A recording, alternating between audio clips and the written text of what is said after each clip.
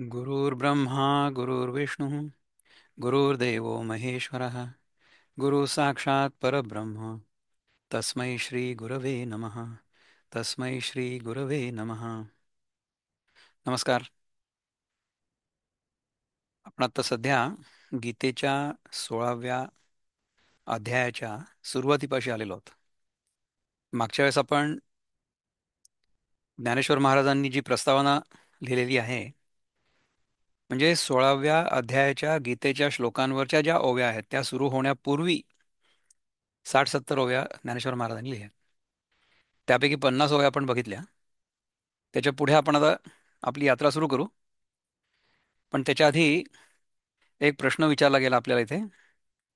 सुजाताताईंनी विचारलं मला मागच्या वेळेस. ते म्हणे की आपण ही देवपूजा वगैरे करतो, हे करायची काही गरज आहे का? द्वैत जर आभासात्मक असेल तर मग ह्या सगळ्या गोष्टी करायची गरज आहे का?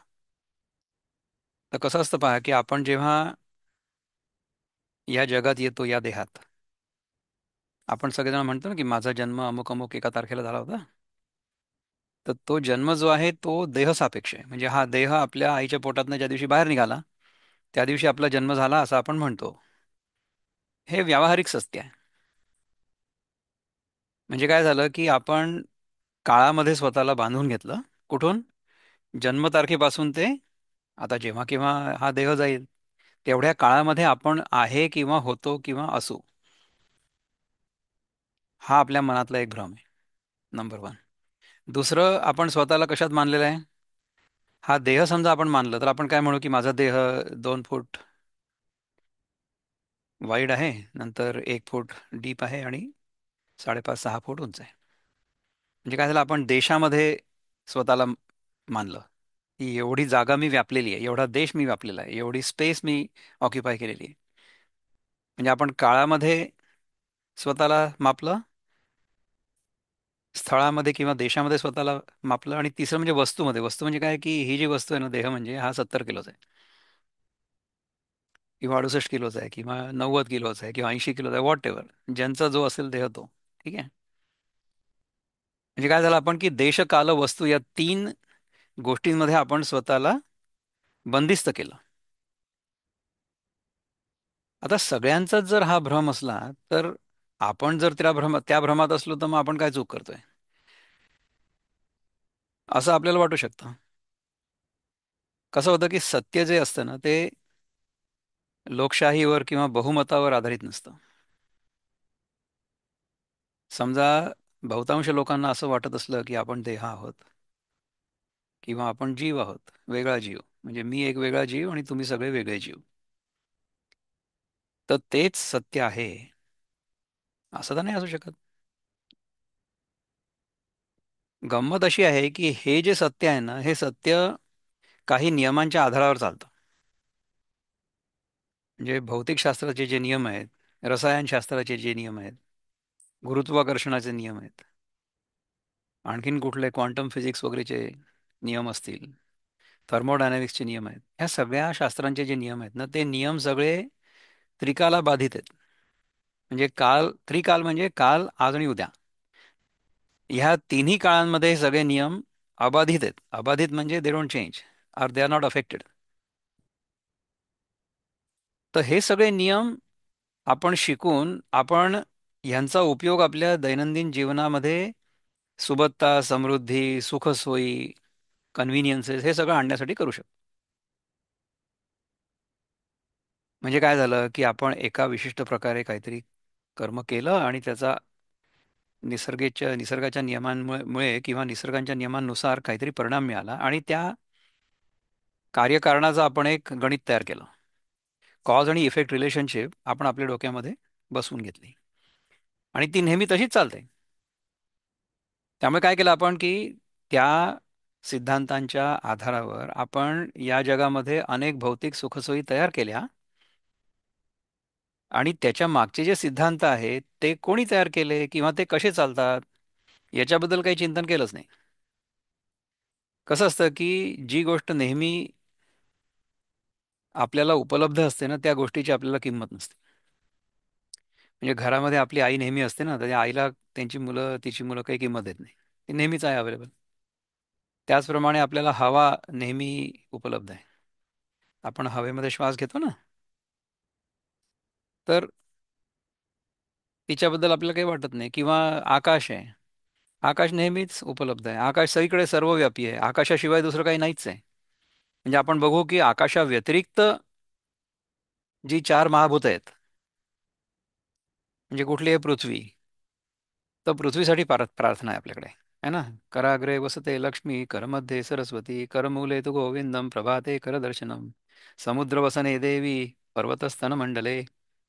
असा श्लोक म्हणून आपण उठतो ना रोज सकाळी. हा, मी तुझ्या शरीराला माझ्या पायाने स्पर्श करतोय म्हणून तू मला क्षमा कर. विष्णुपत्नी नमस्तुभ्यम पादस्पर्शम क्षमस्व मे. असा आपण श्लोक म्हणतो, राईट? ही पृथ्वीची प्रार्थना आहे, पृथ्वीची प्रार्थना आहे. नंतर जलाची प्रार्थना आहे, म्हणजे पाण्याची प्रार्थना. आपल्या मागे हे जळ दिसतंय ना तुम्हाला? कुठली प्रार्थना आहे? गंगे च यमुने चैव गोदावरी सरस्वती नर्मदे सिंधू कावेरी. हं? ही सगळी आपल्या सगळ्या नद्यांची नावं आहेत. माझ्या आजीचं नाव, वडिलांच्या आईचं नाव गोदावरी होतं. तिच्या बहिणीचं नाव, मोठ्या बहिणीचं नाव नर्मदा होतं. हं? अशी सगळी नावं असायची. मुलींची नावं पहिले नद्यांच्या नावावर द्यायची. तर जलासाठी प्रार्थना आहे, पृथ्वीसाठी प्रार्थना आहे, अग्नीसाठी प्रार्थना आहे. हं? त्यानंतर वायूसाठी प्रार्थना आहे. जय हनुमान ज्ञान गुण सागर. हं? पवन सुत हनुमान की जय. म्हणजे कसं की ह्या चारही महाभूतांसाठी प्रार्थना कशा करताय? कारण की ह्यांना आपण अनुभव करू शकतो. परंतु आकाश जे आहे ना, त्या आकाशासाठी प्रार्थना नाही आहे. कारण की आकाश सर्वव्यापी आहे आणि नेहमी उपलब्ध आहे. त्यामुळे ते मला उपलब्ध असावं, त्यांनी माझ्यावर कृपा करावी वगैरे अशा प्रकारची प्रार्थना नाहीच आहे. कारण की ते आहे अवेलेबल नेहमी. तर कसं असतं की परमात्मा जो आहे, ज्याच्या इंटेलिजन्सच्या आधारावर हे सगळं जग चालतं, तो नेहमीच उपलब्ध आहे. आणि तो सज्जनांना देखील उपलब्ध आहे आणि दुर्जनांना देखील तेवढाच उपलब्ध आहे. विमान उडवून आपण चांगली कामं करू शकतो. म्हणजे प्रवाशांना एका ठिकाणाहून दुसऱ्या ठिकाणी सुखरूप पोहोचवू शकतो, लवकर पोहोचवू शकतो, आरामात पोहोचवू शकतो. हे काम आपण विमानाने करू शकतो. परंतु तेच विमान एखाद्या हत्यारासारखं वापरून एखाद्या बिल्डिंगमध्ये आपण आदळू पण शकतो. ह्याच्यामध्ये विमानाची काही चूक आहे का? पण विमानामध्ये जो वैमानिक बसलेला आहे त्याची काय मनस्थिती आहे त्यावर ते अवलंबून आहे.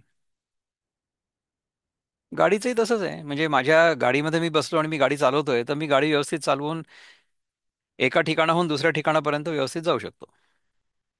किंवा त्याच गाडीनी ती चालवून आणि ज्याला आपण रोड रेज म्हणू, तसं आपण कोणाच्या अंगावरनं गाडी नेऊन त्यांचा जीव पण घेऊ शकतो. असंही करू शकतो. अशा प्रकारच्या घटना आपण बघितलेल्या आहेत. तर ह्याच्यामध्ये गाडीचा म्हणजे तंत्रज्ञानाचा किंवा जे जे सिद्धांत आहेत की ज्या सिद्धांतांवर ते तंत्रज्ञान आधारित आहे, त्या सिद्धांतांचा काही याच्यामध्ये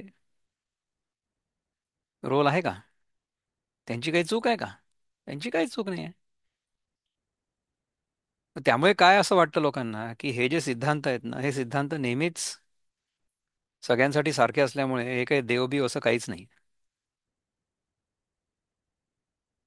सूर्यप्रकाश आहे.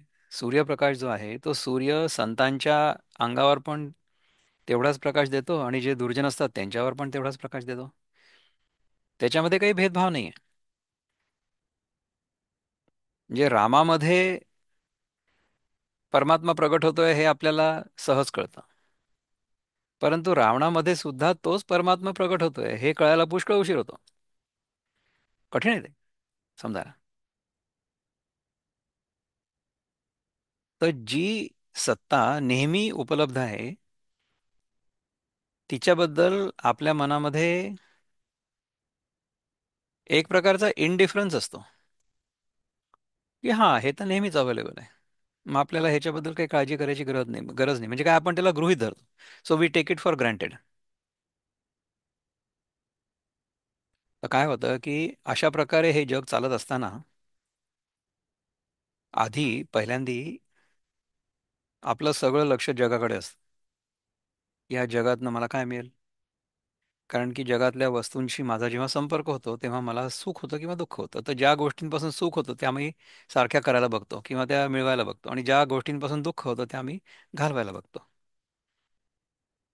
तर मिळवणं याला म्हणतात प्रवृत्ती आणि घालवणं याला म्हणतात निवृत्ती. आणि असं होतं की पहिल्या पहिल्यांदा जी गोष्ट हवी हवीशी वाटते तिच्यापासूनच नंतर नंतर निवृत्ती करावीशी वाटते. अगदी साधं उदाहरण म्हणजे आता तुम्हाला भूक लागली आहे, तुमच्यासमोर उत्तम अन्न वाढलेलं आहे, तुम्ही खाताय कारण की तुम्हाला चांगलं वाटतंय, प्रवृत्ती. परंतु तेच किती खाणार आहे तुम्ही? ते खाता खाता तुमचं पोट भरलं की मग तुमच्या घशाशी येईल. मग तुम्हाला त्याच्यापासून निवृत्त व्हावं लागेल. म्हणजे ज्या गोष्टीकडे माझी प्रवृत्ती होती त्या गोष्टीपासून मला निवृत्ती घेणं पण भाग आहे केव्हा ना केव्हा तरी. आपलं काय होतं माहिती आहे का, की ह्या प्रवृत्ती आणि निवृत्तीच्या फुटबॉलमध्ये आपण इकडून तिकडे तिकडून तिकडे असे टोलले जातो नेहमी. करतो कशा करता आपण, पण ते करतो ह्याच्याच करता की आपल्याला सुख मिळावं. मी हे केल्यामुळे मला सुख मिळेल म्हणून मी ते करतो, आणि नंतर मग तेच थांबवल्यामुळे सुख मिळेल म्हणून मी ते थांबवतो. म्हणजे काय आहे की मला फक्त दोनच गोष्टी करायच्या आहेत. पहिली गोष्ट म्हणजे मला सुख प्राप्त करायचं आहे, आणि दुसरं म्हणजे मला दुःख टाळायचं आहे. रामदास स्वामी काय म्हणतात आपल्याला, की जगी सर्व सुखी असा कोण आहे, विचारे मना तुझी शोधुनी पाहे, है ना? आपण कधी कोणाला नेहमी सुखी असताना बघितलं का? आपण स्वतः नेहमी सुखी असू शकतो का? सुखाबरोबर दुःख तर येतच आहे. ज्याला आपण सुख मानलं किंवा जे सुख आहे असं आपल्याला वाटलं, तीच गोष्ट खरं तर दुःखाचं कारण आहे. हे कशा करताय? कारण की ते सुख मला प्राप्त व्हावं म्हणून मी जे काही कर्म केलं ते कर्म करताना मला कष्ट वाटले म्हणून मला त्या कष्टाचं दुःख झालं. जी गोष्ट माझ्याजवळ नव्हती ती गोष्ट माझ्याजवळ नाहीये तोपर्यंत मी दुःखी आहे, कारण की माझी ती गोष्ट नाही. बरं, ती गोष्ट आता मला मिळवायची आहे म्हणून मी त्याच्याबद्दल प्रयत्न करतोय, त्याच्यासाठी प्रयत्न करतोय. त्यामुळे त्याच्यापासून जे कष्ट होतात त्याच्यामुळे मला दुःख आहे. म्हणजे वस्तू मिळण्यापूर्वी दुःख, वस्तू मिळवण्यासाठी जी खटपट करतं तेव्हा दुःख. आता वस्तू मिळाली, तर वस्तू मिळाल्याबरोबर क्षणभर थायचं वाटतं. परंतु ती मिळवल्यानंतर ती वस्तू टिकून राहावी किंवा टिकवून ठेवावी किंवा तिचं संरक्षण करावं म्हणून डोक्यामध्ये जी जी चिंता होते त्या चिंतेमुळे दुःख होतं. समजा तुम्हाला आता मी म्हटलं की मी तुम्हाला 100 कोटी रुपये देतो. देणार नाही आहे, स्वप्नात नका जाऊ, माझ्याजवळ नाहीच आहे आणि तुम्हाला देणार पण नाही असले तरी ओके. समजा मी म्हटलं मी तुम्हाला 100 कोटी रुपये देतो, तर तुम्हाला ते 100 कोटी मिळाल्यानंतर तुमच्या डोक्यामध्ये आणखीन एक चक्र सुरू होईल की आता मी हे सांभाळून कसे ठेवू. समजा मला हे कोणाला कळलं की माझ्याकडे 100 कोटी रुपये आहेत, तर माझ्यावर कोणीतरी दरोडा घालेल. हं? मला कोणीतरी जाऊन किडनॅप करेल. माझ्या घरच्यांना फोन करेल की तुम्ही तुमच्याकडे जे 100 कोटी रुपये दादाने दिले होते ना, ते तुम्ही मला द्या पहिले, मग मी यांना सोडतो. असं होऊ शकेल. म्हणजे वस्तू मिळण्यापूर्वी वस्तू नाही आहे म्हणून दुःख, वस्तू मिळवण्यासाठी जे कष्ट केले त्याच्यामुळे दुःख, वस्तू मिळवल्यानंतर ती वस्तू टिकून राहावी किंवा सांभाळून राहावी किंवा त्याच्यामुळे आपल्याला कुठल्याही प्रकारची इजा होऊ नये, धोका होऊ नये म्हणून दुःख. आणि समजा ती वस्तू गेली, अरे दादांनी मला 100 कोटी रुपये दिले होते परंतु ना हे असे चोरांनी लुबाडून नेले माझ्याकडनं, मग त्याच्यामुळे दुःख. तर हे 100 कोटी हे सुखाचं कारण आहे की दुःखाचं कारण आहे? 100 कोटीचं हे फक्त उदाहरण आहे, हे प्रत्येक गोष्टीसाठी आहे. प्रत्येक गोष्टीसाठी आहे. आणि आपल्याला असं वाटतं की आपलं ह्याच्याशी चांगलं झालं की आपल्याला जास्त सुखी आहोत असं वाटेल, आपण जास्त सुखी होऊ असं वाटेल. असं नाही होत. सुख मिळवण्यासाठी आपण जी धडपड करतो ना, ती म्हणजे एक प्रकारचं टेन्शन असतं. आपल्या मनामध्ये समजा एखादी इच्छा असली तर ती इच्छा असणं म्हणजे एक प्रकारचं टेन्शन आपल्या मनामध्ये निर्माण होतं. आणि मग ती इच्छा पूर्ण झाली की ते टेन्शन रिलीज होतं. सुख ना जेव्हा ते टेन्शन रिलीज होतं तेव्हा होतं.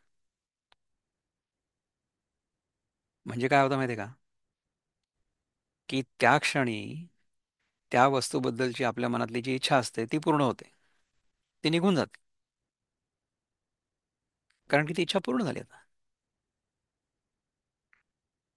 तर आपल्याला काय वाटतं की हे जे सुख झालं मला ते इच्छापूर्तीमुळे झालं, परंतु ते सुख ऍक्च्युली इच्छा निवृत्तीमुळे होतं.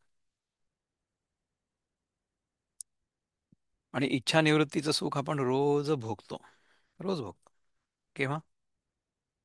झोपलो तेव्हा. झोपलेलो असतो तेव्हा. आपण जेव्हा झोपलेलो असतो तेव्हा आपल्या मनामध्ये कुठलीच इच्छा नसते. कारण की आपल्या मनामध्ये आपल्या व्यतिरिक्त दुसरं काही नसतंच ना. इच्छा आपल्याला फक्त आपल्या व्यतिरिक्त जे काही असेल त्याची होते. इच्छा आपल्याला आपल्याजवळ जे आहे किंवा आपलं स्वतःचं जे आहे किंवा आपण मी या परिभाषेत ज्या वस्तूंना सम्मिलित केलेलं आहे त्यांच्याबद्दल नाही होत. जे माझं नाहीये त्याच्याचबद्दल माझ्या मनामध्ये इच्छा होते. तर अशा इच्छा पूर्ण करता करता करता करता आपण थकून जातो आणि मग शेवटी झोपून जातो. झोपलो की आपल्याला बरं वाटतं कारण की इच्छा निघून जातात तेव्हा. पण उठल्यानंतर पुन्हा सगळ्या इच्छा आपल्या समोर उभ्याच असतात ना. मग त्यांची पूर्ती करत करत आपलं हे सगळं जीवन चाललं जातं आणि मग तरी इच्छा पूर्ण व्हायच्या राहून जातात. आपलं हे जीवन संपण्यापूर्वी जर इच्छा राहिल्या तर पुन्हा दुसरा देह घेऊन त्या इच्छा पूर्ण करण्यासाठी यावं लागेल.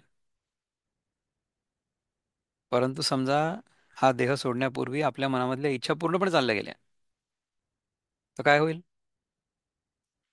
प्रजहाति यदा कामान् सर्वान् पार्थ मनोगतान् आत्मन्यैवात्मना तुष्टा स्थितप्रज्ञस्तदोच्यते. आपल्या मनातल्या सगळ्या कामना जर चालल्या गेल्या तर काय होईल माहिती आहे का? एषा ब्राह्मी स्थिती पार्थ नैनां प्राप्य विमुह्यति स्थित्वा स्यामन्तकालेऽपि ब्रह्मनिर्वाण वृच्छति. जर आपल्या मनातल्या इच्छा हा देह सुटण्यापूर्वी चालल्या गेल्या तर आपल्याला पुन्हा देह घ्यायची गरज नाही पडणार. जोपर्यंत हा देह आहे तोपर्यंत चालत राहील तो. त्याच्यानंतर पुनर्जन्म नाही होणार. म्हणजे मग पुन्हा मृत्यू नाही होणार. हे देहांत नाही होणार. तर हे करत असताना आपल्याला असं लक्षात येतं की आपण स्वतःसाठी जर काही करत राहिलो तर त्याला काहीतरी एक प्रकारची सीमा आहे, लिमिट. आणि ती कधी पूर्ण होत नाही. आणि दुसरं असं आहे की काही दिवसानंतर आपल्याला हे लक्षात येतं की स्वतःसाठी काहीतरी करण्यापेक्षा इतरांसाठी काही केलं तर त्याच्यामधला आनंद जास्त व्यापक आहे किंवा जास्त चांगला आहे. आपल्यातल्या सगळ्या भगिनींना हे माहिती असेल की आपण स्वतःसाठी स्वयंपाक करण्यापूर्वी आपल्या घरातल्या लोकांसाठी स्वयंपाक करतो, त्यांना खायला घालतो, त्यांना तृप्ती झाली की आपल्यालाच बरं वाटतं आणि मग आपण जेवतो. समजा काही उरलं असेल तर. आणि तरी सुद्धा उरलं नसेल तरी सुद्धा घरच्या गृहिणीला, घरच्या आईला काही फरक नाही पडत. म्हणजे काय आहे की निस्वार्थ कर्म करण्यामध्ये जास्त आनंद आहे स्वार्थी कर्म करण्यापेक्षा, हे लक्षात येतं. ह्याला म्हणतात कर्मयोग. त्याच्यानंतर काय होतं की ह्या कर्मयोगामध्ये जर कौशल्य आपल्याला हवं असेल, म्हणजे if you want to enjoy the karma yoga much more और डुईंग समथिंग और एक्सलन्स इन वर्क, हे जर तुम्हाला साध्य करायचं असेल तर मग त्याच्यासाठी मन अनुशासित पाहिजे. मग मन अनुशासित करण्यासाठी मग योग करा. योगा चित्तवृत्ती निरोधा तदा द्रष्टु स्वरूप व्यवस्थानं. ठीक आहे. त्याच्यानंतर मन आपल्याला एकाग्र करायचं. त्या एकाग्र मनासाठी उपासना सांगितली. तर सुजाताताई, तुमच्या प्रश्नाचं उत्तर हे आहे की उपासना किंवा देवपूजा वगैरे कशाला करायची? कारण की तेवढ्या वेळ आपलं मन त्याच्यामध्ये एकाग्र व्हावं ही अपेक्षा आहे. पण देवाची पूजा करत असताना आपण, अरे कोणाचा फोन आलाय तो बघ रे, किंवा मी कुकरची शिट्टी आली आहे का ते बघ, मी कुकर लावला त्याची शिट्टी आली की ती कमी कर वगैरे, हे सगळं जर सुरू असलं तर मग ते देवाची पूजा होतच नाही. देवाची पूजा होत असताना आपलं सगळं लक्ष त्या देवपूजेमध्ये असायला पाहिजे. ते केल्याने आपलं चित्त एकाग्र होतं. आता सध्या कसं आहे की आपलं जागृतावस्थेमध्ये चित्त अनेकाग्र आहे. उपासनेमध्ये आपलं चित्त एकाग्र होतं. ते उपासनेचं मर्म आहे. उपासनेचा उद्देश तो आहे की उपासनेमध्ये आपलं चित्त एकाग्र व्हावं. अशा प्रकारे कर्म करत असताना, निस्वार्थ कर्म करत असताना त्याच्यातून आपली चित्तशुद्धी होते. म्हणजे कसं होतं की हळूहळू हळूहळू आपल्या मनातले जे काम, क्रोध, लोभ, मोह, मद, मत्सर असतात ना, ते निघून जातात. निस्वार्थ कर्म करत असतानाच फक्त. स्वार्थी कर्म करत असताना ते काय म्हणत ना, म्हणजे कामना आहे म्हणून तर आपण स्वार्थी कर्म करतो ना. कामना हा पहिला षड्रिपू आहे. कामना. कर्माने आपलं चित्त शुद्ध होतं. योगाने आपलं चित्त अनुशासित होतं. आणि उपासनेने आपलं चित्त एकाग्र होतं. आपल्याला जागृतावस्थेमध्ये अनेकाग्र मन असण्याची सवय आहे आणि नाहीतर मग झोपेमध्ये शून्याग्र असण्याची सवय आहे. एकाग्र मन आपलं होतच नाही. एकाग्र जर झालं तर मग आपण समाधीमध्ये जाऊ. असं आपण पुष्कळदा बघतो की समजा एखाद्याने खरंच मनापासून पूजा केली आणि तिथे बसून नुसते डोळे मिटले तर त्या माणसाचं ध्यान लागू शकतं. आपलंही लागलं असेल कदाचित. किंवा आपण एखादी आवडती गोष्ट करत असताना आपलं ध्यान लागतं ना त्याच्यात. सिनेमा बघत असताना नाही लागत का? क्रिकेटची मॅच बघत असताना लागतं. एकाग्र होतं ना मन त्याच्यामध्ये. इतकं एकाग्र होतं की सिनेमा बघत असताना समजा आपल्या आवडीच्या हिरोला समजा कोणी मारामारी केली तर आपल्यालाच वाईट वाटतं आणि आपणच रुमाल घेऊन रडायला लागतो. माहिती असून की हे समोरचं पडद्यावरचं जे चित्र आहे ते पूर्णपणे काल्पनिक आहे, तरी सुद्धा आपण रुमाल घेऊन रडायला लागतो. तर हे जेव्हा सातत्याने करतो ना, त्याच्यानंतर मग आपल्या डोक्यामध्ये हे प्रश्न घोंगायला लागतात की आपण ज्या देवतेची पूजा करतो आहोत ती देवता आहे कोण? Who is this god who I am worshipping? त्याच्यावर जेव्हा चिंतन करतो तेव्हा असं लक्षात येतं की तो बाहेर दिसणारा जो देव आहे, तो देव बाहेर कुठेच नाही आहे, माझ्यामध्येच आहे. त्याचं स्वरूप आणि माझं स्वरूप दोघांचंही स्वरूप एकच आहे. मी फक्त मला स्वतःला या देहामध्ये या जीवामध्ये संकुचित झालेलो आहे असं मानल्यामुळे मला तो देव माझ्यापेक्षा वेगळा वाटतोय. तो माझ्यापेक्षा वेगळा नाहीच आहे. तो आणि मी एकरूपच आहोत. तर पहिले जेव्हा आपण जगाला सत्य मानतो, कर्म करायला बघतो, तेव्हा ते कसं करावं त्याच्यासाठी गीतेचे पहिले 6 अध्याय आहेत. 6व्या अध्यायामध्ये पहिले 5 समजा तुम्ही, 6व्या अध्यायामध्ये ते मन अनुशासित कसं करायचं त्याच्यासाठी 6वा अध्याय योग. त्याच्यानंतर 7, 8, 9, 10, 11, 12 भक्ती म्हणजे देव आपल्यापेक्षा वेगळे आहे, मग आपण त्याचं स्वरूप काय ते ओळखून घेऊ. आणि मग 13 पासून हे दोन्ही एक कसे आहेत, हे ज्ञान. पहिले कर्म, मग भक्ती, मग ज्ञान. ह्या 3 गोष्टी ज्या आध्यात्मिक साधनेमध्ये महत्वाच्या आहेत त्या सगळ्या एकामागून एक आपल्याला समजावून सांगायचा प्रयत्न करतात भगवान गीतेमध्ये. हे जर आपल्याला कळलं तर 15व्या अध्यायामध्ये येईपर्यंत सगळं ज्ञान पूर्ण आपल्याला समजावून सांगतात. आता हे सगळं 16 आणि 17 दे आर अपेंडिक्स, म्हणजे परिशिष्ट म्हणतात त्याला. आणि 18वा अध्याय म्हणजे उपसंहार, म्हणजे की याचं सगळ्यांचं समरी एक before ending the whole book असं आहे. तर आता आपण हे 15व्या अध्यायापर्यंत जर सगळं शिकलेलो असू व्यवस्थित, तर आपल्याला हे लक्षात आलेलं असेल की ज्याला आपण देव म्हणतो तो देव अनेक रूपांनी प्रकट होतो, पण तो शेवटी आपल्या हृदयातच आहे. काय सांगितलं देवानी? यदादित्यगतं तेजो जगद्भासयतेऽखिलम् यच्चंद्रमसि यच्चाग्नौ तत्तेजो विद्धि मामकम् गामाविश्य च भूतानि धारयाम्यहमोजसा पूष्णामि चौषधिः सर्वा सोमो भूत्वा रसात्मका अहं वैश्वानरो भूत्वा प्राणिनां देहमाश्रितः प्राणापानसमायुक्तः पचाम्यन्नं चतुर्विधम्. नंतर मग शेवटी सर्वस्य चाहं हृदि सन्निविष्टो मत्तः स्मृतिर्ज्ञानमपोहनं च वेदैश्च सर्वैरहमेव वेद्यो वेदान्तकृत्वेदविदेव चाहम. हा जो श्लोक आहे 15व्या अध्यायातला 15वा श्लोक, याच्यामध्ये सगळा वेदांत सामावलेला आहे. की भगवंत जो आहे तो आपल्या हृदयातच आहे. म्हणजे आपला जो खरा मी आहे तो नेहमी आपल्या जवळ आहे, आपल्याशी दूर नाहीच आहे. सर्वस्य चाहम तो सगळीकडेच आहे. हृदय सन्निविष्टो आपल्या हृदयातच आहे. मत्त स्मृती म्हणजे माझ्याचमुळे किंवा माझ्याचवर आधारित आहे. स्मृती ज्ञान अपोहन म्हणजे मी विसरभोळेपणा ज्ञान किंवा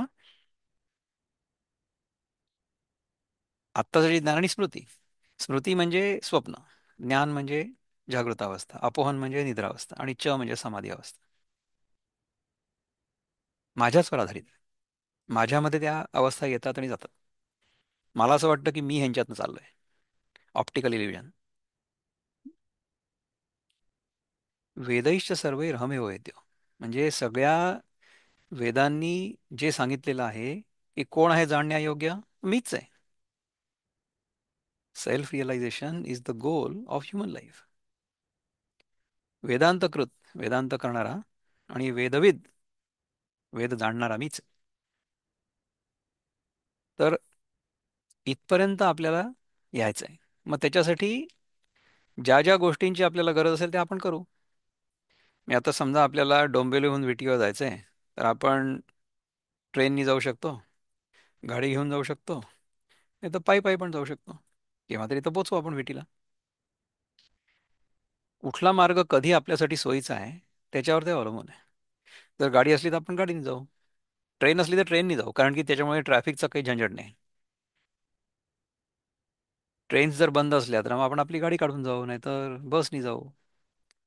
आणि जर हे दोन्ही नसलं तर मग आपण पायी पायी पण जाऊ. लोक पायी पायी गेले पण होते ना, जेव्हा पाऊस येत होता तेव्हा सगळंच बंद होतं. असंही होतं पुष्कळदा. म्हणजे कसं आहे की जेव्हा जो मार्ग आपल्यासाठी उपयुक्त असेल, सोयीचा असेल, तो मार्ग आपण निवडावा आणि त्या मार्गाने आपण किंवा त्या उपायाने आपण मार्गक्रमण करावं. हा उद्देश आहे गीतेचा. तर गीता आपल्याला हे नाही सांगत की तुम्ही फक्त कर्मच करा किंवा फक्त भक्तीच करा किंवा फक्त विचारच करा. तुम्हाला जेव्हा ज्या गोष्टीची गरज असेल तेव्हा ते करा आणि मोकळे व्हा. पण जर आपल्या मनामध्ये असं असलं की नाही नाही, गीता म्हणजे भक्ती योगच आहे फक्त, तर मग आपण त्या भक्ती योगाच्या चष्म्यातनं त्याच्याकडे बघू. समजा गीता कर्मयोग पर आहे असं समजा आपण म्हटलं, तर मग कर्मयोगाच्या चष्म्यातनं आपण त्याला बघू. आपण ज्या दृष्टिकोनातनं बघू गीतेकडे, त्या दृष्टिकोनातनं गीता आपल्याला वेगळी दिसेल. म्हणजे काय की गीतेचा ह्याच्यामध्ये काही दोष नाही, ह्याच्यामध्ये आपण कुठे उभे आहोत यालाही मी दोषही नाही म्हणणार. म्हणजे तुम्ही बघा की आता माझ्या मागे ही जी जागा आहे ना, इथे समजा माणूस उभा राहिला तर त्या दुसऱ्या टोकावर या या बाजूला जे पाण्याचा किनारा आहे तिकडे फक्त बर्फ दिसेल, आणि ह्या इकडे जर आपण उभे राहिलो बर्फाच्या ठिकाणी तर आपल्याला समोर हे मोकळी जी जमीन आहे ती दिसेल थोडीशी. आपण जिथे उभे असू तिथपासून आपल्याला जसं दिसायला पाहिजे तसं दिसेल. तर माझा इथे आवडता जो प्रॉप आहे तो तिकडे ठेवला मी दूर थोडासा. पण आता बघा की ही वस्तू आहे माझ्याजवळ, ही वस्तू म्हणजे माझ्या इयर प्लगचं हे आहे ना, केस. तर ही समोरनं अशी दिसते बघा, आणि वरनं बघितलं तर ही अशी दिसते बघा. म्हणजे काय आहे की ही एकच वस्तू आहे, परंतु आपण तिला ज्या अँगलनी बघू त्या अँगलनी ती वेगळी दिसेल ना. अँगल म्हणजे काय, दृष्टिकोन है ना, पॉइंट ऑफ व्ह्यू और व्ह्यू पॉइंट. तर जसं आपण एखाद्या वस्तूकडे बघू तशी ती आपल्याला आपण कुठे उभे आहोत त्यानुसार दिसेल. म्हणजे आपण जे उदाहरण नेहमी बघतो ते म्हणजे आता सुजाता, समजा जग असेल, तिच्याकडे बघण्याची माझी दृष्टी अशी आहे की ती माझी सख्खी बहीण आहे. तिच्या नवऱ्याची अशी दृष्टी आहे काय की ती माझी बायको आहे. तिच्या मुलींची अशी दृष्टी आहे की ती माझी आई आहे. त्या वडिलांची अशी दृष्टी आहे की ही माझी मुलगी आहे. तर ही काय चार झाली का? नाही नाही. माझा जो व्ह्यू पॉइंट आहे त्या व्ह्यू पॉइंटनी मला ती कशी दिसते, वेगळी वेगळी दिसते. पण सत्य एकच आहे. सत्य म्हणजे सुजात आहे, नाही का? तर हे सगळं करण्यासाठी आपल्याला क्लॅरिटी ऑफ परसेप्शन पाहिजे. म्हणजे काय, डोकं ठिकाणावर पाहिजे. कॉमन भाषेत सांगायचं तर ह्याला म्हणतात कॉमन सेन्स, पण तो कॉमन सेन्स सगळ्यात अनकॉमन आहे. तो नसतं. म्हणजे जे जसं आहे तसं जर आपल्याला कळलं दिसलं तर मग आपण त्याच्यासोबत तसा व्यवहार करू ना. जगाचं स्वरूप कसं आहे ते कळलं तर मग जगाशी आपण कसं वागू ते कळेल आपल्याला. ईश्वराचं स्वरूप काय आहे ते कळल्यानंतर आपण ईश्वराशी कसं वागायचं ते ठरवू. आणि हे कसं चालतं हे जर कळलं तर मग आपण त्याला तसं चालवू. म्हणजे अग्नीचा गुणधर्म आहे उष्णता. ठीक आहे. तर आपण काय करू, त्या उष्णतेचा उपयोग करू. कशा करता? तर माझ्या इथे मला थंडी वाजते म्हणून मी इकडे अग्नी पेटवलेला आहे, त्यामुळे मला छान वाटतंय. फायर प्लेसच्या समोर मी बसलेलो आहे. परंतु तो अग्नी जर हाताबाहेर गेला, it goes out of control, मग ते घर जाळू शकतं ना. त्याच्यामध्ये अग्नीचा दोष आहे का? हा हा. तुम्हाला अग्नी कसा वापरावा हे नाही कळलंय. त्याच प्रकारे जगाचं स्वरूप काय आहे, माझं स्वरूप काय आहे, ईश्वराचं स्वरूप काय आहे, हे जर मला कळलं तर या तिन्ही गोष्टींचा मी व्यवस्थित उपयोग करून शेवटी काय करीन, वेदैश्च सर्वैर अहमेव वेद्यो. स्वतः कोण आहे, माझं खरं स्वरूप काय आहे हे ओळखेन. आणि माझं खरं स्वरूप जे आहे ते सच्चिदानंद स्वरूप आहे. म्हणजे ते सत म्हणजे असणेपणा, चित म्हणजे जाणतेपणा आणि आनंद म्हणजे आनंद स्वरूप हेच आहे. हे जर मला कळलं तर मग माझा आनंद जो आहे, माझं जे सुख आहे, ते बाहेरच्या कुठल्याही गोष्टींवर अवलंबून राहणार नाही, इन्क्लुडिंग गीता. मग दादा तुम्ही गीता कशाला वाचता? मग दुसरं काय करू? इट्स अ नाईस टाइमपास, नाही का? तर गीता आपल्याला कळत नाही कारण की आपल्याला संस्कृत कळत नाही. म्हणून मग ज्ञानेश्वर महाराजांनी आपल्याला ती मराठीमध्ये ट्रान्सलेट करून दिली. आता त्यांचं मराठी पण आपल्याला कळत नाही कारण की ते 700 वर्ष जुनं आहे. मग आता त्यांचं जे ट्रान्सलेशन आहे ते आपण वाचतोय. त्यामुळे मागच्या वेळेस 50व्या ओळीपर्यंत आलो होतो. हं? भरुनी प्रपंचाचा घोटू, की जे देखताची देखतया द्रष्टू, आनंद साम्राज्यी पाटू बांधी जे जीवा. हे ज्ञान सर्व संसाराचा निराश करून पाहता पाहता पाहणाऱ्या जीवालाच त्याच्या स्वतःच्या आत्मस्वरूपाचं ज्ञान करून देतं आणि त्या जीवाला सुखाच्या साम्राज्यावर पट्टाभिषेक करतं. म्हणजे काय की मला माझं आनंद स्वरूप कळलं, त्याच्यामुळे मला आता जगामधल्या गोष्टींबद्दल कुठल्याही प्रकारची आसक्ती उरलेली नाही आहे. कारण की तो साधकच नाही झाला. त्याला हे कळलं की हा जो जीव होता, मी जो स्वतःला जीव समजत होतो, तो जीव देखील मिथ्या होता. न निरोधो न च उत्पत्ती न बद्धो न च साधका न मुक्ता न मुमुक्षुर्वै तेषा परमार्थता. असं झालं की हा जो साधक होता, हा साधक काल्पनिक आहे. विमूढा नानु पश्यंती पश्यंती ज्ञानचक्षुषा, आपण मागच्या अध्यायात शिकलो होतो, राईट? जीवाबद्दल सांगितलं होतं ना, भगवंतानी काय सांगितलं होतं? मम इवांशो जीवलोके जीवभूत सनातनः मनःषष्ठानींद्रियाणि प्रकृतिस्थानि कर्षति शरीरं यदवाप्नोति यच्चाप्युत्क्रामतीश्वरः गृहीत्वैतानि संयाती वायुर्गंधानि वाशयात. ही सगळी जीवाची गोष्ट सांगितली आपल्याला, की हा जीव जो आहे हा एका देहातनं दुसऱ्या देहामध्ये ज्याप्रमाणे गंध म्हणजे वायू जो आहे तो सगळ्या सुगंधाला घेऊन इकडून तिकडे जातो, तसाच ह्या शरीरामधल्या सगळ्या वासना घेऊन सूक्ष्म शरीराने तो जो जीव आहे तो जीवात्मा दुसऱ्या शरीरात जातो. मग काय म्हटले भगवंत?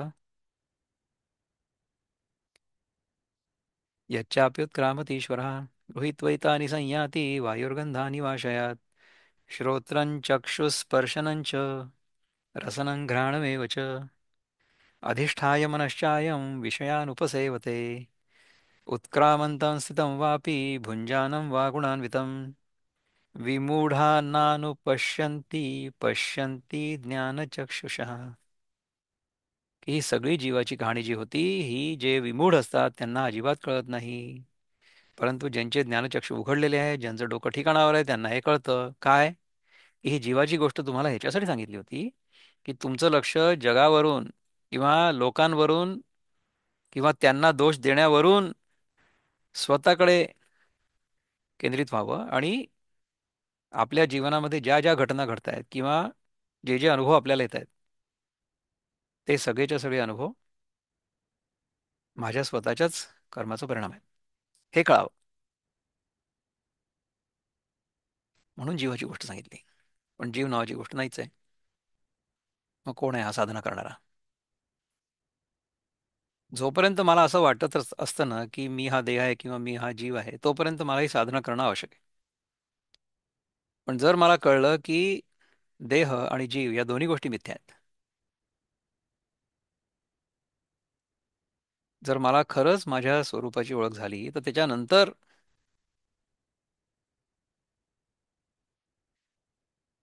जी आपण पूजा वगैरे करतो ना, म्हणजे ट्रेडिशनल पूजा, देवघरात बसून सगळे षोडशोपचार करून त्या देवाला एका जागी ठेवायचं. स्वतःच्या स्वरूपाचा बोध झाल्यानंतर खरं तर ते करायची गरज नाहीये, परंतु लोक करतात तरी सुद्धा. तर रामकृष्ण परमहंस करायचे ना, पूजा करायची ते मंदिरात पूजा करायचे. का बरं करत असतील? त्यांना रिअलायझेशन झालं नव्हतं असं आपण म्हणू शकतो का? नाही. ते करायचे याच्यासाठी कारण की त्याच्यानी लोकांच्या समोर एक आदर्श उपस्थित होतो म्हणून. त्यामुळे गृहस्थानी सुद्धा गृहस्थाश्रमामध्ये असताना जे जे करायची गरज आहे ते ते करत राहावं. मदनजी बोला, मदन दादा, तुम्हाला काही बोलायचं का याच्याबद्दल? हा नाही, मला काय म्हणत होतं की मी देह नाही किंवा हे कळायला मी राहतच नाही. म्हणजे कळायला कुणाला कळणार मी देह नाही. फक्त ब्रह्म जर असेल तर ब्रह्माला ब्रह्म आहे असं काही कळायचा संबंधच नाही, खाली ब्रह्मच आहे. करेक्ट. तसं देह मी नाही हे कुणाला कळणार? कळायला मी आता राहतच नाही, जोपर्यंत खोटा मी जोपर्यंत मला असं वाटत असतं की मी देह किंवा जीव आहे तोपर्यंत साधना करणं आवश्यक आहे. बरोबर आहे. पण मला कळलं की मी देह नाही, कळायला मी राहतच नाही. ज्यावेळी तुम्हाला हा, करेक्ट. बरोबर आहे, ऍब्सोल्युटली राईट. तर त्याच्यानंतर मग जे त्याच्यानंतर मौन असते, हा त्याच्यानंतर त्याच्यानंतर काहीच नाही, मौनच आहे, त्याच्यानंतर शांत. ऑब्लिगेशन्स काही नाही. पण ते तिथपर्यंत यायला तर पाहिजे ना. जोपर्यंत तिथे नाहीये तोपर्यंत समजा आपण तिथे आलो असं स्वतःशीच ठरवलं आणि ते सगळं थांबवून दिलं तर मग then that is a big mistake. Hmm. ही चूक नको करायला माणसाने. त्यामुळे करत राहणं, जो आपला स्वभाव आहे ते करत राहणं आवश्यक आहे. तर हम्म. क्षत्रिय माणसानी राज्य करणं आवश्यक आहे. वैश्य माणसानी, तुकाराम महाराज वैश्य होते. नंतर एक तुलाधार नावाचा एक वैश्य होता, त्याची कहाणी येते की तो तराजूची कांडी, म्हणजे तराजूची दांडी असते ना, ती बरोबर अशी मध्ये नेहमी ठेवायचं, की बरोबर म्हणजे वजन आणि सामान हे सगळं बरोबर समतोल झालं पाहिजे नेहमी. तर अशा प्रकारे त्या तराजूची दांडी सरळ असली पाहिजे, ह्या त्याच्या कर्मामधून तो अध्यात्म शिकला. किंवा अर्जुन हा युद्धातून अध्यात्म शिकला. जनक राजा राज्यकारभारातून अध्यात्म शिकला. किंवा नामदेव शिंपी होता. शिंपी लोकांना असं म्हटलं जातं की हे खालच्या जातीचे आहेत, असं बिसं काही नसतं. तर तो त्याच्या शिंपी कामातनं अध्यात्म शिकला. गोरा जो कुंभार होता तो त्याच्या मडकी थापण्यामधनं अध्यात्म शिकला. रोहिदास जो होता तो लोकांचे जोडे शिवून त्याच्यातनं अध्यात्म शिकला. हं? तर अशा प्रकारे आपल्या कामातनंच लोक शिकून, जनाबाई तर त्या नामदेवाच्या घरी मोलकरीण होती. तर ती सुद्धा दळिता कांडिता तुझं पाहिना अनंता असं करत करत अध्यात्म शिकली. तर आपल्या आपल्या कामातनंच आपण अध्यात्म शिकू शकतो आणि त्याच्या पलीकडे जाऊ शकतो. तर पुन्हा जाऊ ज्ञानेश्वरीकडे, मदन दादा. लेट्स गो बॅक टू इथं मला ज्ञानेश्वरी. इथं बोला. मला एवढं सांगायचं होतं की गुण जात आणि जन्म जात ह्यात फरक आहे. जन्मानं जरी तो कुठल्या जातीत जन्माला झाला असला तर तो गुणानं उच्च असतो. जन्मानं जात ठरत नाही, गुणानं जात नाही ठरते. नाही, जन्माने आपण सगळे एकाच जातीचे आहोत. आपण सगळे मनुष्य जातीचे आहोत. जाती जी असते ना ती योनीवरनं ठरत असते. त्यामुळे आपण फक्त एकाच जातीचे आहोत, ते सगळे म्हणजे मनुष्य जाती. कारण की मनुष्य हा, योनीतनं आपण बाहेर निघालो म्हणून एकच जात आहे. जात एकच आहे, वर्ण पण वेगवेगळे ते आहेत. गुन्ह्यानं, बरोबर आहे, पण गुन्ह्यानं आपण वेगवेगळे हा, असतो. गुणांमुळे वर्ण माणसं. वेगळे होतात. आपण ह्याच्याबद्दल पूर्ण चिंतन केलंय. म्हणजे जेव्हा आपला तो श्लोक आला होता ना, की चातुर्वर्ण्यम मया सृष्टम गुणकर्म विभागशः, हा जो श्लोक होता, तेव्हा तुम्ही त्या अध्यायातलं तो तो एपिसोड बघा. त्याच्यामध्ये कसं आहे पहा, की जर सत्वगुण प्रधान असेल माणूस तर ब्राह्मण आहे. जर सत्व आणि रज सारखे असतील, म्हणजे रजोगुण सत्वगुणाकडे झुकलेला असेल तर तो क्षत्रिय आहे. जर सत्वगुण तमोगुणाकडे, म्हणजे रजोगुण जर तमोगुणाकडे झुकलेला असेल तर तो वैश्य आहे. आणि जर तमोगुण प्रधान असेल कोणी, ज्याच्याकडे सत्व आणि रज हे दोन्ही कमी आहेत, तर तो शूद्र आहे. हे वर्गीकरण आहे. बरोबर. ह्याला वर्ण म्हणतात, ह्याला जात नाही म्हणत. जात एकच आहे, जात सगळ्यांची एकच आहे, जात आपण सगळे मनुष्य आहोत. परंतु ह्या हा. गुणांच्या आधिक्यानुसार पण किंवा कमतरतेनुसार वर्ण ठरत असतो. वर्ण, जाती नाही, वर्ण. आता जे समाजात प्रचलित आहे, मला काय त्या सांगत जातीला होतं तो, ती जात जी आहे ना, ती जात आपल्या व्यवसायावर आधारित आहे. आणि व्यवसाय जो आहे तो कमी अधिक अजिबात असू शकत नाही. आणि ज्या व्यवसायात किंवा ज्या कुटुंबात आपला जन्म झालेला असेल, त्या कुटुंबाचा जो कौटुंबिक व्यवसाय आहे तो आपल्याला लहानपणापासून सहज त्याचं ट्रेनिंग मिळत असतं. त्यामुळे आपण त्याच्यात जर राहिलो किंवा त्याच्यात पुढे गेलो तर लोक आपल्याला उगीच म्हणतात की हा चांभार आहे, किंवा हा शिंपी आहे, किंवा हा कुंभार आहे वगैरे. ही जात नाही आहे, हा व्यवसाय आहे. आणि प्रत्येक व्यवसाय समाजाच्या धारणेसाठी तितकाच उपयोगी आहे. इनफॅक्ट मी तर म्हणेन की शूद्र जी जाती आता म्हणतात त्याला, पण शूद्र हा वर्ण जो आहे तो वर्ण समाजामधला सगळ्यात सुदृढ वर्ण आहे. किंवा आपल्या समाजाचा तो पाया आहे आणि तो पाया सुदृढ असलाच पाहिजे. आपल्या शरीराचा जर आपण शरीराची रचना बघितली तर त्याच्यामध्ये काय असतं की पाय जे असतात त्या पायावर सगळं शरीर उभं आहे. तर आपले पाय म्हणजे जे आहे ना ते पुरुष सूक्तामध्ये ऋषी म्हणतो ना की आपले पाय म्हणजे शूद्र आहेत आणि आपला जो पोटाचा भाग आहे तो म्हणजे वैश्य आहे. आपला जो उरोभाग आहे किंवा आपले हे जे दंड आहेत ते म्हणजे क्षत्रिय आहे आणि हा जो भाग आहे वरचा हा ब्राह्मण आहे. एका शरीराचे भाग आहेत तर त्यातला सगळ्यात सुदृढ आणि सगळ्यात बळकट भाग कुठला आहे तर तो पाय आहेत आपले. तर शूद्र जो आहे समाजामधला तो या समाजाचा पाया आहे. त्याच्यावर हा सगळा समाज आधारित आहे. वैश्य जो आहे बरोबर. तो ह्या समाजामध्ये सगळं एक्सचेंजचं काम करतो. म्हणजे ट्रान्झॅक्शन त्याचं काम करतो. मग मला माझा मुद्दा असा होता, हा. जन्माने जरी शूद्र असला आणि तो सात्विक असेल तर तो गुणानं ब्राह्मण आहे. आणि जन्माने नाही जरी नाही, ब्राह्मण जन्मानी असेल तर म्हणजे जन्मानी सगळे आपण शूद्रच जन्माला येतो. नाही का? नाही, जन्माने आपण सगळे शूद्रच समाजात जन्माला येतो कारण की आपण सगळे जेव्हा जन्माला येतो तेव्हा आपल्याला फक्त काय माहिती असतं, खाणं, रडणं आणि गार्बेज तयार करणं. नाही का? सो नाही, वी ईट. समाजात आता जे प्रचलित जास्त झालेलं आहे त्याचं मिसअंडरस्टँडिंग एवढं झालंय. एक्झॅक्टली. त्याच्यासाठी मग मी सांगतो. हो, बरोबर आहे ना. तर जाती आणि वर्ण ह्या दोन गोष्टी पूर्णपणे वेगळ्या आहेत. जाती एकच आहे. संस्कृतमध्ये जाती या शब्दाचा अर्थ आहे की कुठल्या योनीतनं कुठला जीव बाहेर निघाला. तर म्हणजे कुत्रा जो आहे तो कुत्रा श्वान जातीचा आहे.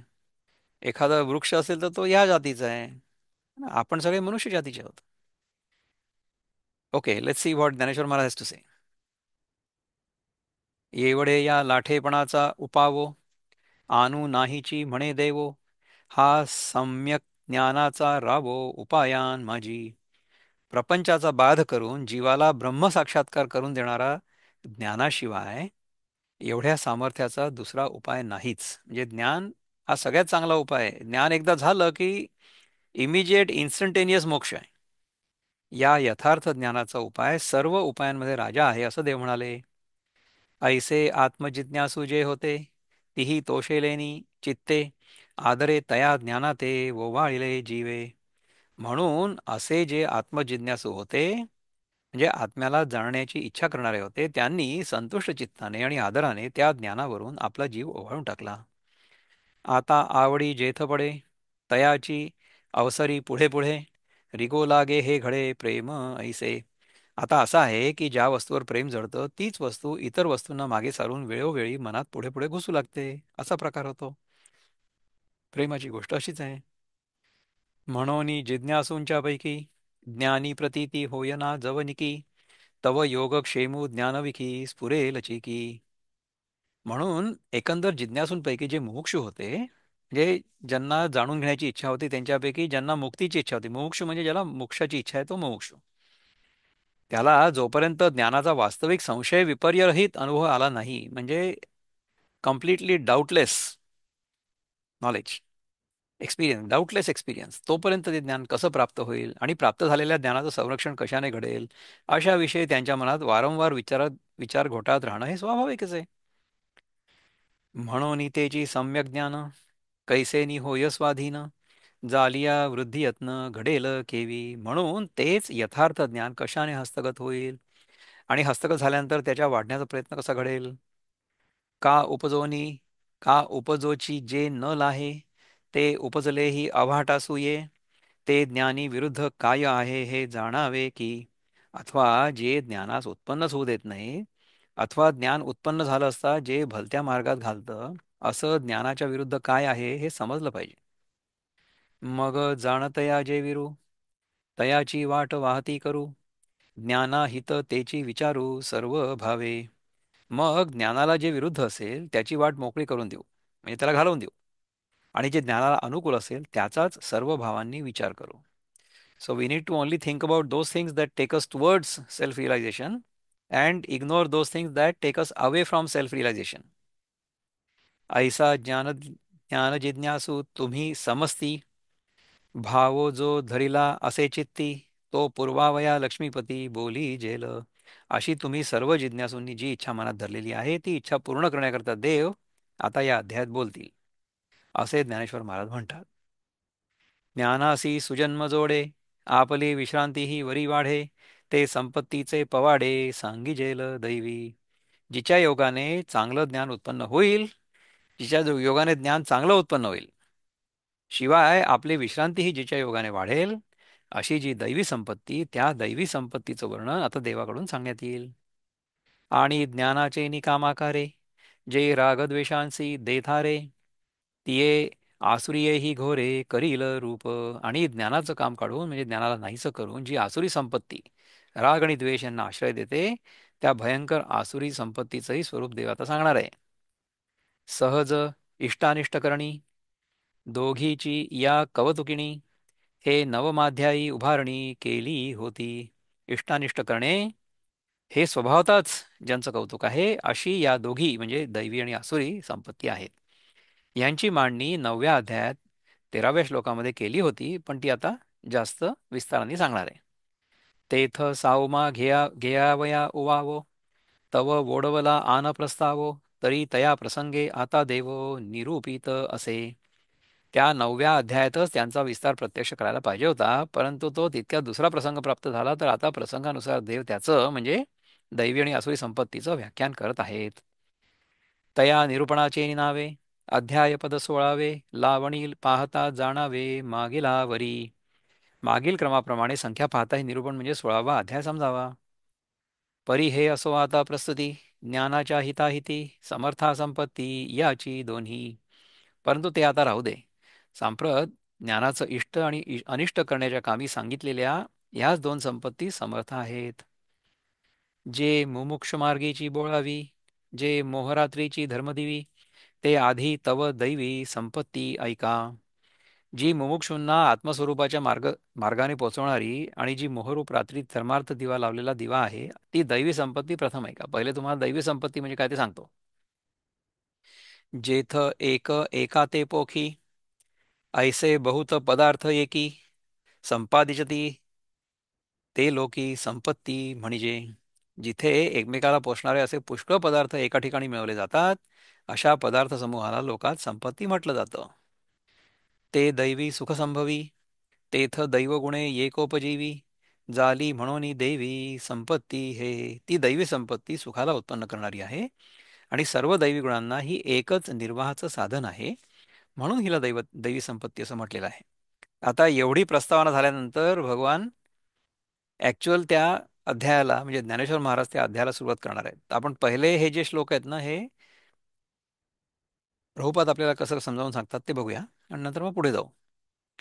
श्री भगवानुवाच अभयं सत्त्वसंशुद्धिर्ज्ञानयोगव्यवस्थितिः दानन्दमश्च यज्ञश्च स्वाध्यायस्तप आर्जवम् अहिंसा सत्यमक्रोध त्यागश्चान्तिन शान्तिरपैशुनम् दया भूतेष्वलोलुप्त्वं मार्दवं ह्रीरच च प्यापलम् तेजक्षमा धृतिः शौचम्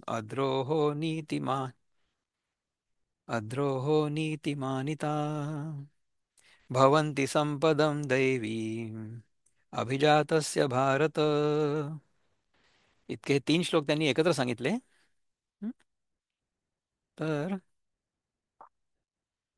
the supreme personality of godhead sed, fearlessness, purification of one's existence, cultivation of spiritual knowledge, charity, self control, performance of sacrifice, study of the Ved, austerity, simplicity, non violence, truthfulness, freedom from anger, renunciation, tranquility, aversion to fault finding, compassion for all living entities, freedom from covetousness, gentleness, modesty, steady determination, vigor, forgiveness, fortitude, cleanliness, and freedom from envy and from the passion for honor.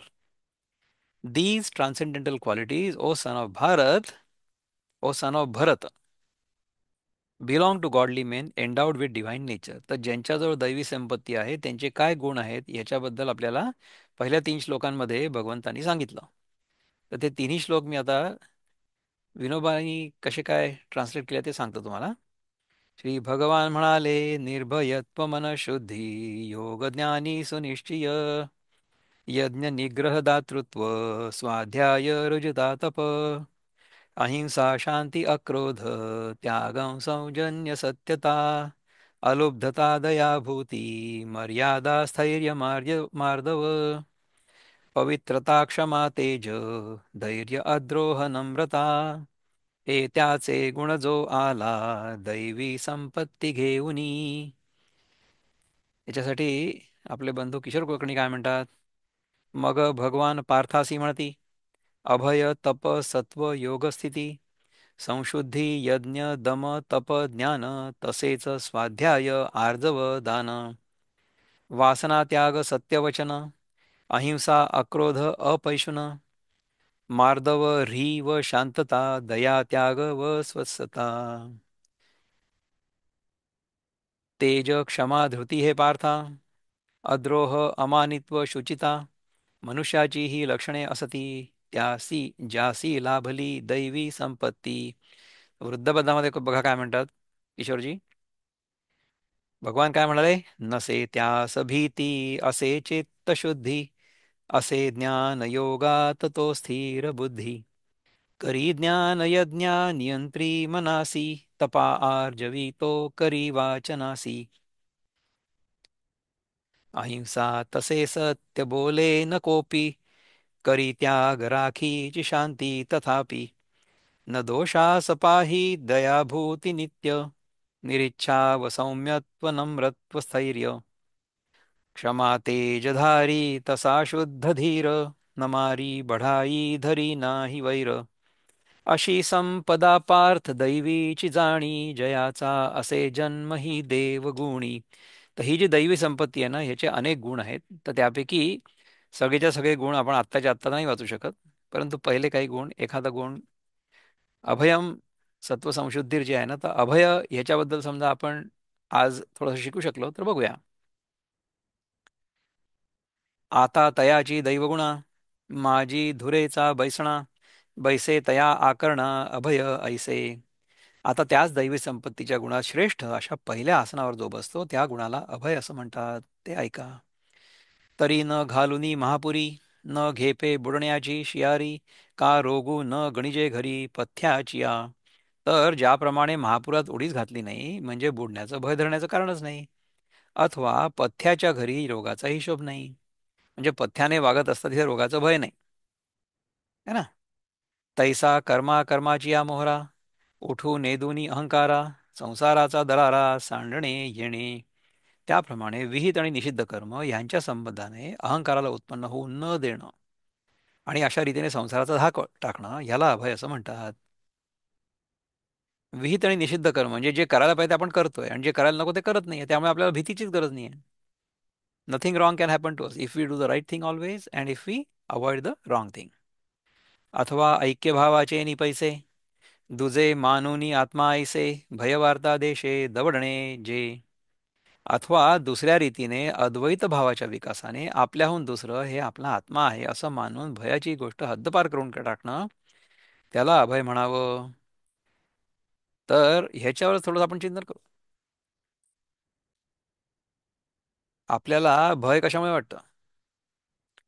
आपल्याला भय वाटतं समजा इथे दुसरं कोणी असेल तर भय वाटतं, नाही तर भय कशाचं वाटेल आपल्याला? द्वितीय द्वयी भयं भवती असं म्हणतात. म्हणजे जर आपल्याला असं लक्षात आलं की इथे आपल्या व्यतिरिक्त दुसरं काही नाहीच आहे, there is nobody other than me here, then there is no fear at all. आपण कितीतरी वेळा चिंतन केलेलं आहे. मदनजी बोला. दुसरं कोणी नाही याचा अर्थ माणूस नाही असं नाही. प्राणी, दगड, माती सगळं जे आहे त्यात ते म्हणजे माझं स्वरूप आहे अशी भावना ज्यावेळी होईल, अशी करेक्ट. ब्रह्मरूप भाव होईल त्याच वेळी भय नाही. नाहीतर माणूस नाही म्हणून मी भीत नाही असं नाही. मग दगडाला सुद्धा घाबरू, मातीला सुद्धा हा, घाबरू, झाडाला सुद्धा प्रश्नच घाबरू. नाही. म्हणजे संपूर्ण जे काही दिसतंय ते ब्रह्मरूप म्हणजे ब्रह्मदृष्टी झाली त्यावेळेला मग द्वय राहत नाही. मग फक्त ब्रह्म आहे. म्हणजे मी पण राहत नाही, काहीच नाही राहत, मग ब्रह्म आहे, मग त्याला भीती कुठली आहे?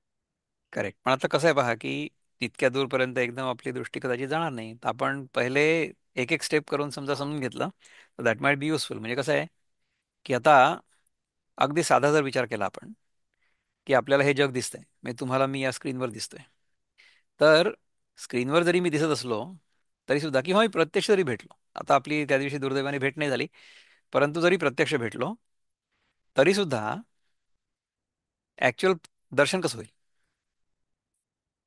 त्याचं दर्शन आपल्या मनामध्ये, ती जी संवेदना आहे त्या दर्शनाची, त्याच्यानेच होईल ना.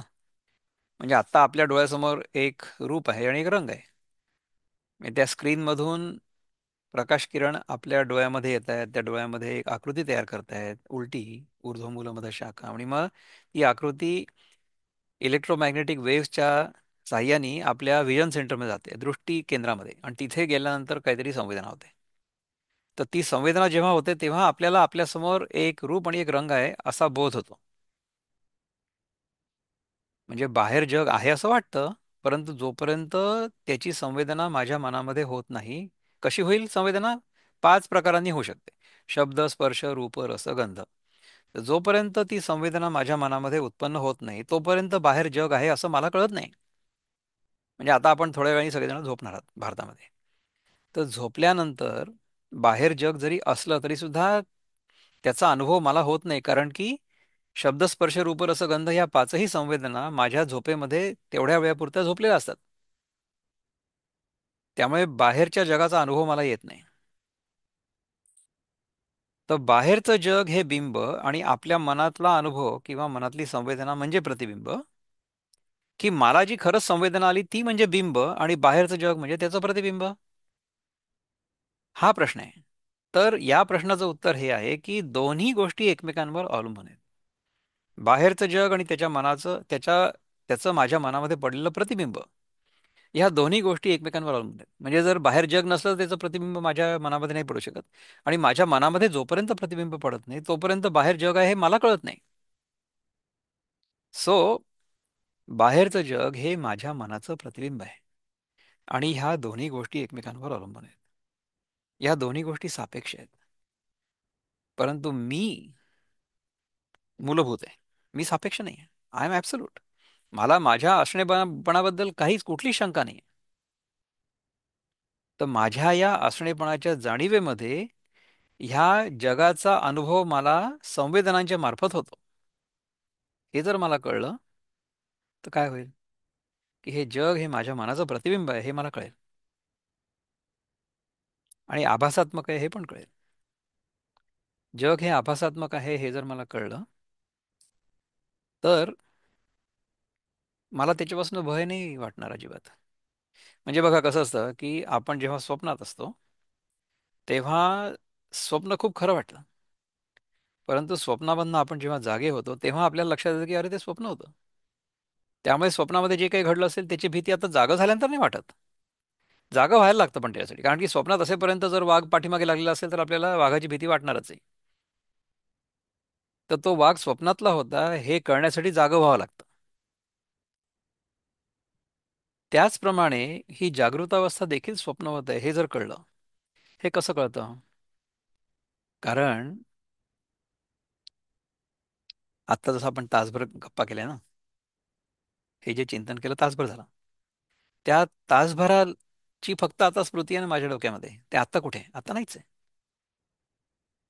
तर ही जी तासभराची स्मृती होती जागृत अवस्थेमधली, ही स्मृती, आणि समजा काल रात्री मला स्वप्न पडलं असेल त्याची स्मृती, ह्या दोन स्मृतींमध्ये आत्ता ह्या क्षणी काय फरक आहे? काहीच नाही, दोन्ही स्मृतीच आहेत. त्यामुळे जागृत अवस्था देखील स्वप्नवतच आहे. हे कधी कळेल मला? हे जर मी ह्याच्यातनं जागा झालो तर कळेल ना. तर ह्याच्यातनं जागा होणं म्हणजे आपला तिसरा डोळा उघडणं असं आहे. तर जर ह्याच्यातनं मी जागा झालो कशाने? गीतेच्या कृपेने, आपल्या गुरुच्या कृपेने, ज्ञानदेव महाराजांच्या कृपेने, अद्वैत बोधाने.